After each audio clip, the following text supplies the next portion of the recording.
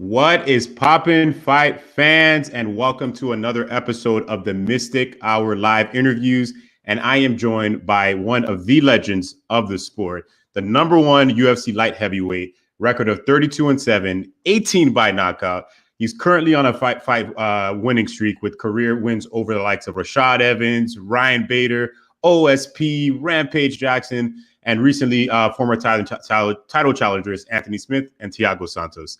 And he has the most stoppage victories in the UFC light heavyweight division with 12, and the most submission victories in the UFC light heavyweight division with 6. We got on the man, Glover Teixeira. Glover, how are you doing today, boss? Doing good, man. Doing good, bro. Great Thank you day, so much. Great victory. Just enjoying Absolutely. the time. Thank you so much for joining me today. I appreciate it. So how are you feeling a week after your victory? How's the body recovering? You feeling a little better than last time? Yeah, man. Feeling great. Body recovery good. You still see little bruise still, from the fight. But I was back training today, so good to go, man. That's Thank awesome. God everything went smooth. That's awesome.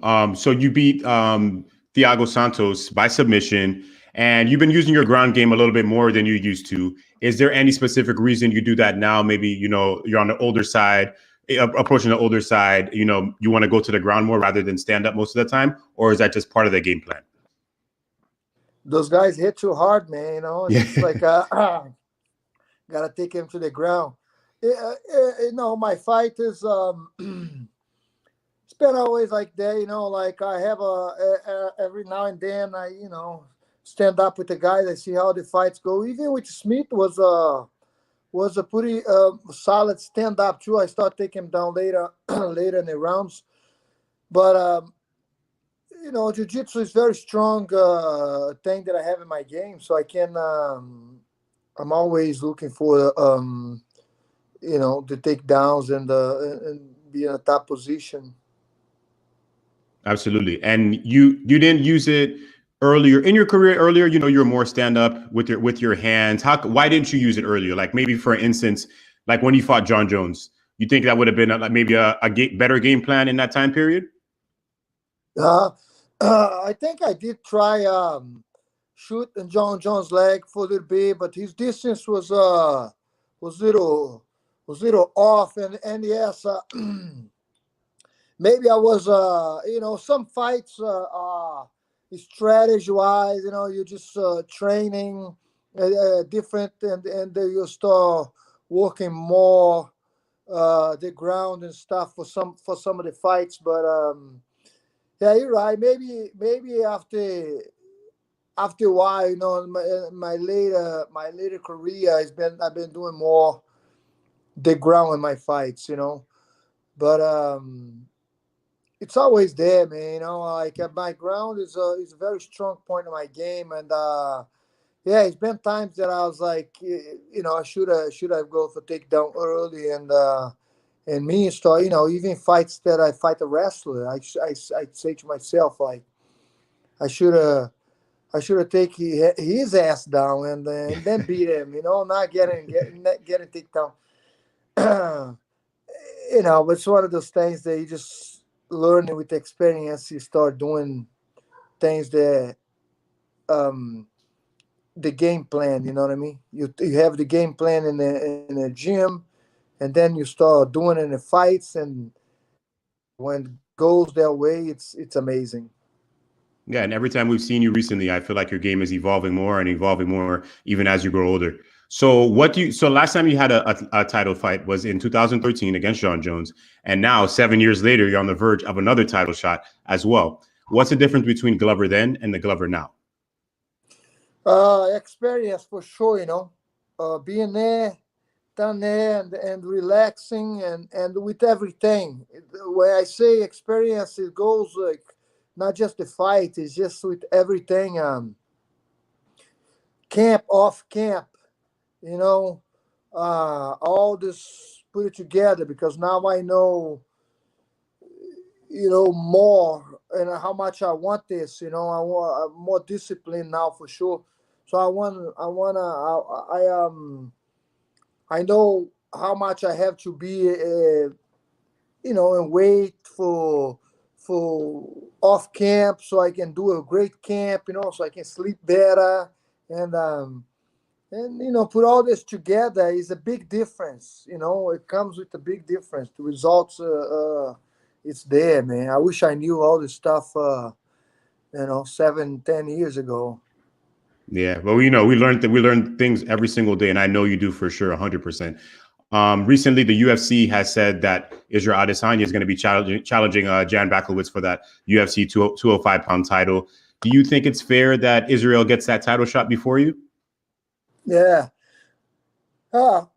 Fair, not really, because it's all about like the super fights and stuff. But it is what it is. Just I gotta see what's my option here.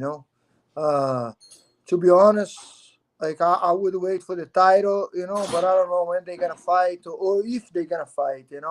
Who knows if this fight gonna go through, because right now it's still like out there. So we see what happens. So let's say if Israel wins the fight and Jon Jones decides, you know what, I want to come back and challenge for that Yeah, fight.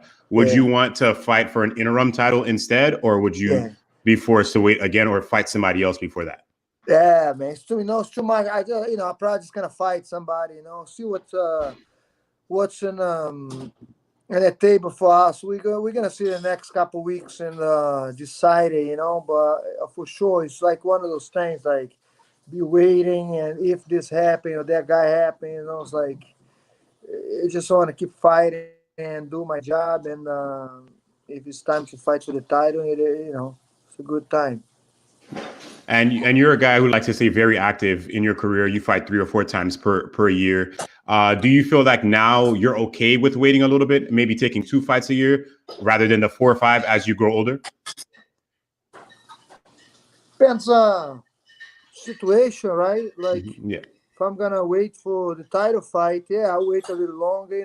It's like I can enjoy some time off, but I'm not thinking. Yeah, you're right. I'm the kind of guy that soon, man, a couple weeks go by, I just Yeah. want to get back on there, and do my thing. Yeah, recently there's been this argument about the best of all time, the greatest of all time. You're in the UFC light heavyweight division.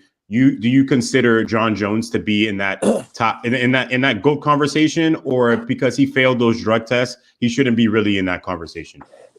Yeah, he's like he for sure he's one of the greatest of all time. It's for Yeah. sure he's in that conversation because what he's accomplished. Steroids or not, it Mhm. doesn't it matters, but it should like they didn't take the victory away, right? So it's still there. So it's like he's still got he's for sure one of the greatest of all time. I wouldn't say the number one, but Mhm. because Khabib is ahead. It's talk about the victory, but talk about like how the Khabib is finished his fights, and plus he never got caught with steroids.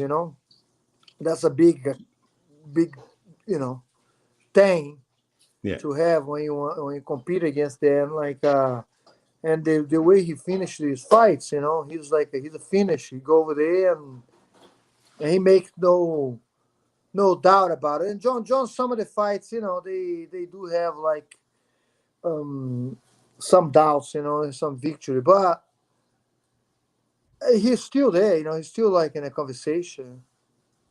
Absolutely. So speaking of greatest of all times, one of your favorite fighters, Mike Tyson, is going to be fighting next Saturday. Will you be watching? Yeah, definitely be watching. And I'm excited for that fight, man. I wish I could go there, but with this pandemic now, it's gonna be a little difficult, But definitely gonna be watching, rooting for him, man.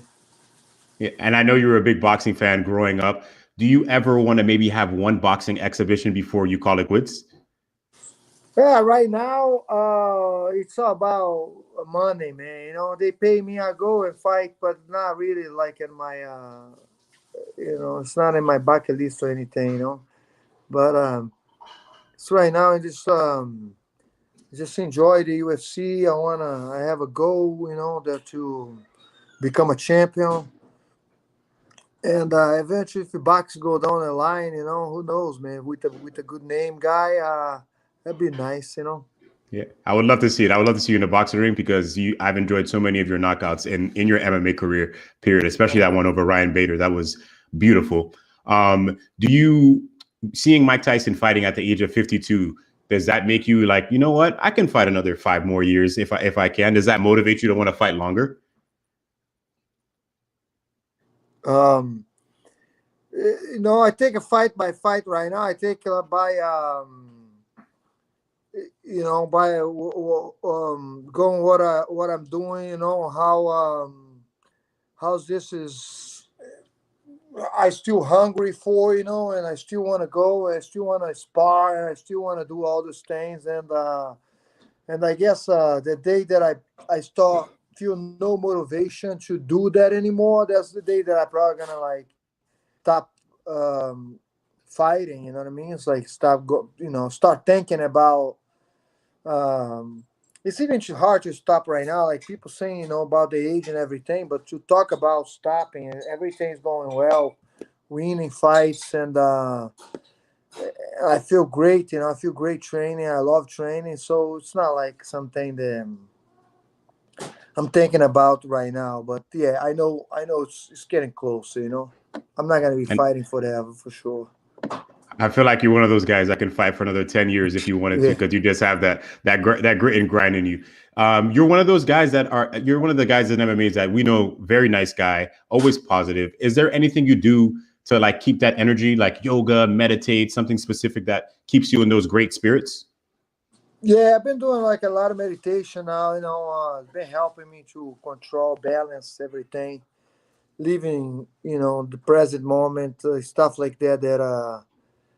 Yeah, I've been positive. I've been always positive. It's been a stress in my life, stress here and there, that we all have to deal with it. But right now, lately, it's much better. I can control that better and knowing how to fix. Just most of the day, stay positive, enjoy the moment. That's great, and I try to be the same way, the way I live my life. And we've been through a pandemic. There's so many negative things happening. We got to have this positive mindset at the same time. Yeah. Recently, Glover, there's been some weight cutting issues in the UFC. Last week, about 3 or 4 fighters missed weight. Do you think, first of all, do you walk around a little lighter these days just so the weight cut is not as bad? And do you think the UFC should get a guy back like Burt Watson to kind of, manage these fighters with their weight cutting, because it's been pretty bad lately? Uh, yeah. Well, last week, this past week now, because I know in the card over there that I fought, Mhm. everybody made a weight, right? No, Everybody. yeah, everybody made weight on your card, but the Yeah. past one, this past Saturday, about 3 fighters went missed weight, and one fighter had to go to the hospital. Wow. Yeah. Wow. Man, they do have good guys over there. Burt was a great, Burt was like the man. He was not just like on the weight part. He was in everything. He was like he was with you. So as you get there. But UFC right now they do have the guys from the PI there, the nutrition guys, nutrition team. They follow you up, man, and they great. They help you out so much with the weight cut. They come and like the day of the wings, they come with a recovered package for you, and they instruct you how to do it. So it's pretty easy to follow. I already doing like I always cut the weight the way they do it. Hmm. Load up in water and this, cut the salt a little bit. But if you listen to them, it's a big help, man. You listen and listen the weight that you have to be, because they can fly you over there and help you out. So I think the UFC guys should take more advantage of those things and believe more in what those guys are doing because they do it for reason. They study for that, you know. Because I know that a lot of people cut weight different, and everybody have the different way to cut, and they don't want to change that because they think, oh man, I might not cut the weight.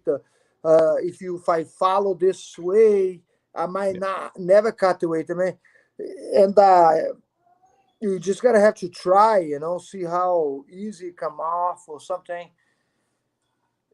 Because they doing the way they doing is the way I learn, you know, from the American wrestling team. So um, they doing pretty good, man. I love the way they do this stuff, and I don't know how this fight they misweight that much. They probably wasn't following the rules and all, because you know they over there. They're not with you 24 hours. It's hard for you to. A guy's gonna miss weight no matter what.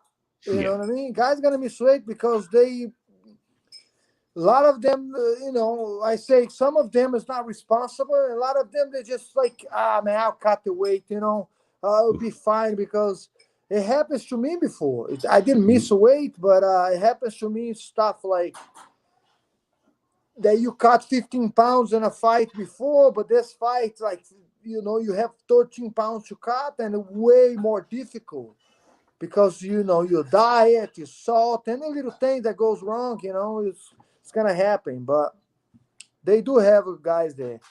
Yeah, it's crazy to see because Paul Felder took the fight on Monday, cut 17 pounds in 1 week and made 155. And then some guys who've been in camp for a longer time just have that issue with cutting weight, and they had a longer time to cut. So he made a speech after that was pretty motivating for those guys to be a little bit more disciplined.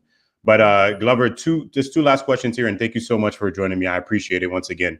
How do you, after your career is over, how do you want Glover Teixeira to be remembered in combat sports, not just the UFC? Hold on, you cut over there. I lost you for. What, Oh, you lost you me for a repeat second. that question? Yeah, absolutely. How do you want Glover Teixeira to be remembered when it's all said and done with your combat career, not just the UFC? Oh, man, you know, I just the way it is right now, you know, people recognize with my hard work, you know, and you know, to go over there. I'm one of the guys that I always say this, you know, I don't like to leave in the hand of the judges. I like to go over there and finish my fights, either submission or KO or TKO. That excite the fans too, you know. That's for the number of reasons for that, you know. So I guess I'll be remember one of the warriors that been there and give my best every time, man. You know. And you are, just like Bert always says, don't leave it to the judges, baby. And you No. never do that. So last question, Glover, can I get a prediction next Saturday? Tyson, Jones, who's gonna win and how are they gonna win? Hey man, I hope this fight will be a nice fight for both of the guys. You know, I love both of them, but you know, I think Tyson's gonna win. I think he's gonna win by KO. You know, he's looked too good, man. And I think it's gonna be like in the early rounds, maybe before. I think they're doing 8 rounds, right? It's an eight Yeah, round 8 rounds. fight. Yeah. Yeah.